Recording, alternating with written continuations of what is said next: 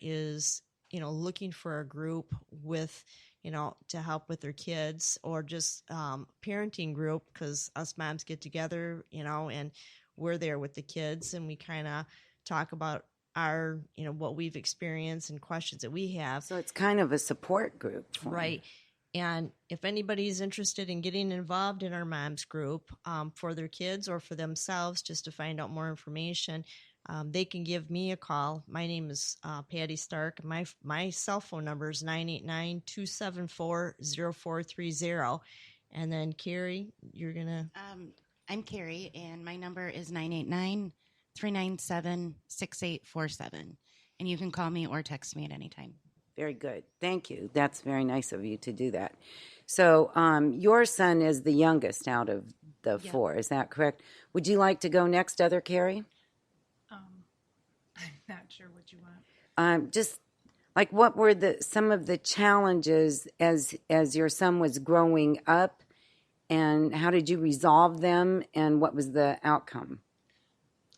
The biggest challenge he has is the social skills things, the making friends outside.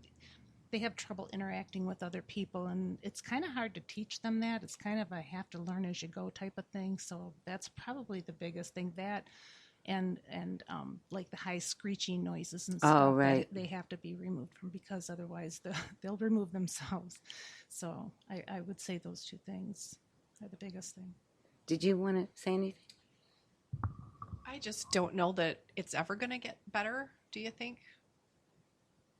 I think we can hope to improve things somewhat, but I just think they're always going to have difficulty with their social skills. We're trying to improve it. We think that it's gotten better. I think our boys are great friends, and I think they always will be. But I just think it's difficult for them to step out of the group and make friends on their own. Andrew, having gone away to school, seems to be doing okay. So I'm very pleased with that. Very, very pleased with that. Some of the other boys might not be able to do that, so it's just always a struggle, I think, that we're going to have with them. So, but they are friends with each other, and that's really cool, isn't it? Yeah. Do you know, how do they interact with each other? Do you notice a difference in them when they're around each other? Oh, they're best buds. Yeah. That must be very heartwarming to watch them. It is. As hard as it is for them with their social skills and stuff, they're chatterboxes with each other. Isn't that cute? Yeah. I love that. We'll take them for walks down the river walk during the summertime, things like that. And, all you see are chatterbox. So that is Oh, and I bet nice. you just love seeing that. We do. Yes, We that's do. that's very cool. We do. So, and it must make them, that must raise their self-esteem too, because they understand each other, they get each other. It does. So, other Carrie, Yes. your son is the youngest Yes. by like 3 or 4 years, most. About 4 years. Okay. So, do you think things have changed since? So that's a whole high school career. Or do you think things have changed from when they were in school to when your son's in school? I think every year. I think from our experience, we've gotten a lot of help every year between teachers and different therapists, and they've all worked together. So for us, we do have some things that we don't think are perfect, but I think overall we've had a really good experience. So I think things have improved. If you think about it, I guess it's not something I think about, but if I look back at 9th grade and then I look right now at his senior year, the difference that he's made is a big difference. Ah, good. That's good. He's not into sports. In 9th grade, the summer before, he was at Vacation Bible School, and 2 boys that were a year older than him told him to try out for the football team. He was only like 100 pounds, and he tried out, and he made it. He went for 3 days and said, "I don't want to do this," because He tried. He didn't want to hurt anybody. That was that was the why he didn't want to. But he said, "But I still want to be a part of the group." So every year he's helped with every football game, every practice. Last year he started lifting weights with them, and he's been invited to go back after he graduates to help the oncoming football players. Isn't that wonderful? That's very cool. I love that. That's a really good story. So how can you see other people helping this situation? There's virtually, if you didn't have each other and your boys didn't have each other, there would be no support. Is that correct? I believe so, yes. So how can people help this situation? I think they just need to call us. Yeah. Because there's not a lot of word of mouth about this group. I just got in it last summer. I was never told about anything, even though I had questioned people. A lot of people didn't know about it. But the first time my son went, he did not want to go. And when we got in the car afterwards, he said he did not want to go back. And that happened the second time, but now he can't wait to meet up with them. And that was another thing, too, is I don't typically have to make him do things, but this I did make him do because I felt that it would make a difference for him. And it has. And it has. It has. That's very good. And your son is the oldest, is that correct? Other Carrie's son is the oldest.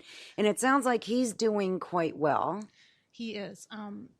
He still struggles with having self-confidence, but with the group of boys that he's with and stuff, his self-confidence has really grown with having them there.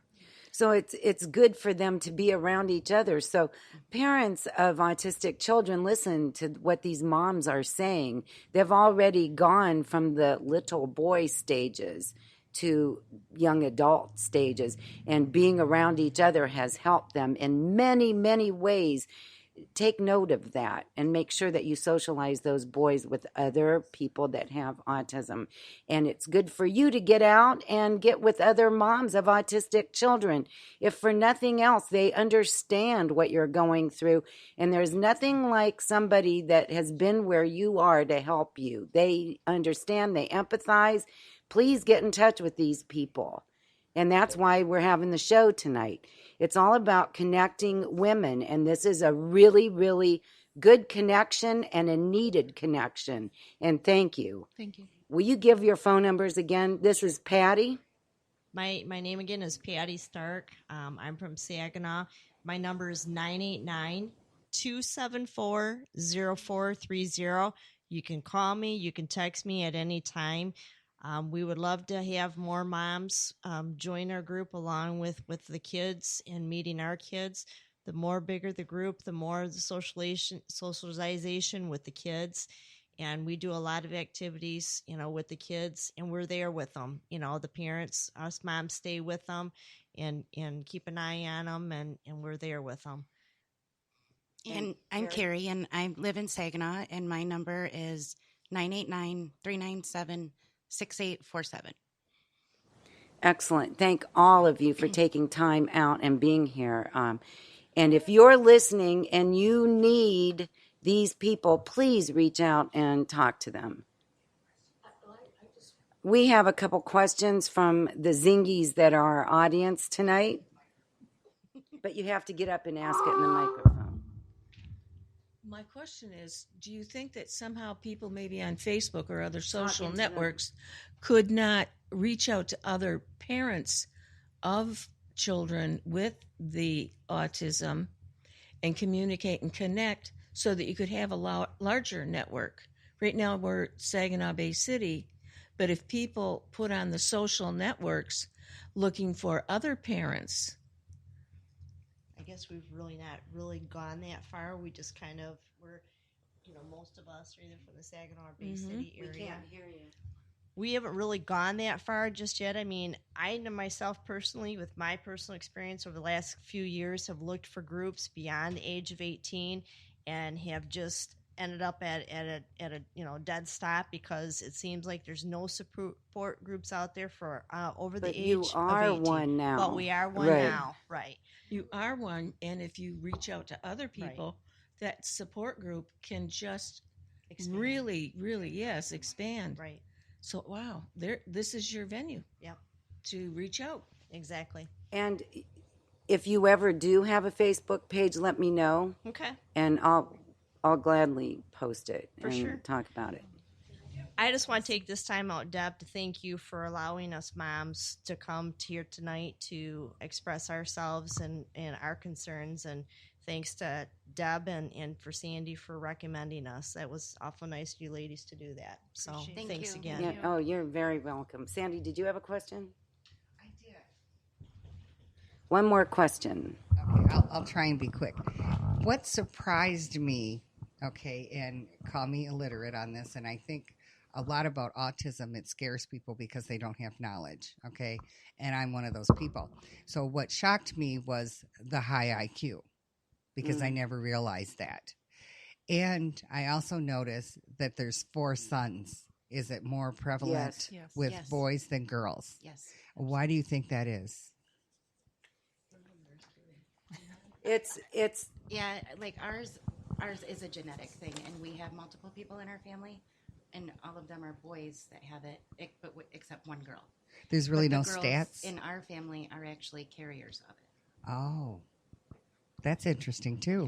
That's another whole topic. We were in a study through University of Michigan. How interesting. Yep. Wow. 80% of people, children diagnosed with autism are boys. Really? Hmm. But they don't know why.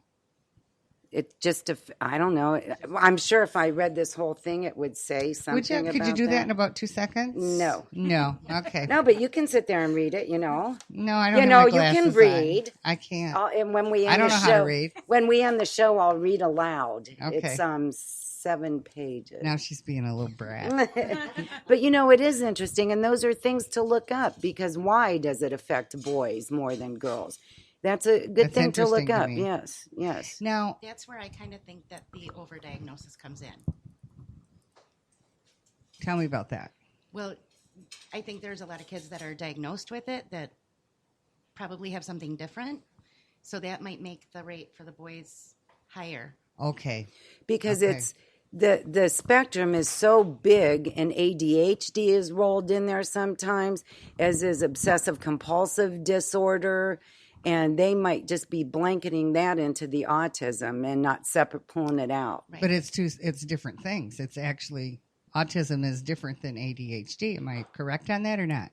ADHD can be one of the symptoms of autism, can. as can obsessive compulsive Okay. disorder. See, I think it's education that we all need to understand this. I think that not understanding is the problem because we don't know about it.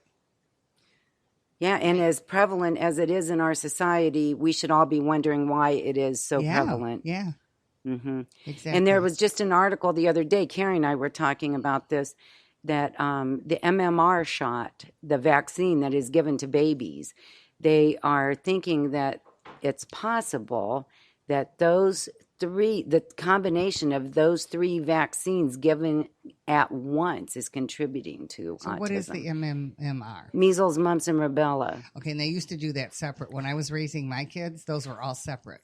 And when I was raising mine, it was all together. And now you get them at 12 months. Oh, and see, and my kids are in their 40s, so a little bit older.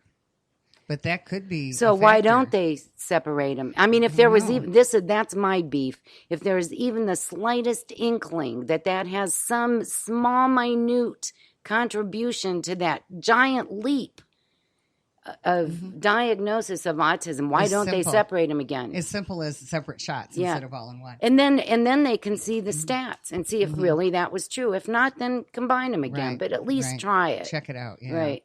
So, do you find that your kids specialize their Interest? intelligence or interest in one area more than another?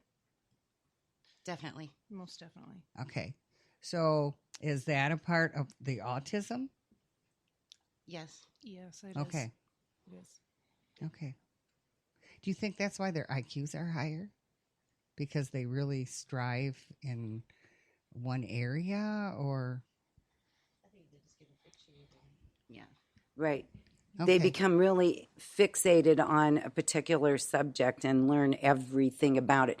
And their memories are phenomenal. Like the wrestling stats. Yeah. I mean, who would know that? Yeah, he can tell you every wrestler back to the very first wrestler who won every wow. match or whatever kind of match, what all of their special moves are. I mean, he's a walking dictionary. Boy, if he, yeah, he's a walking dictionary. See, that's amazing.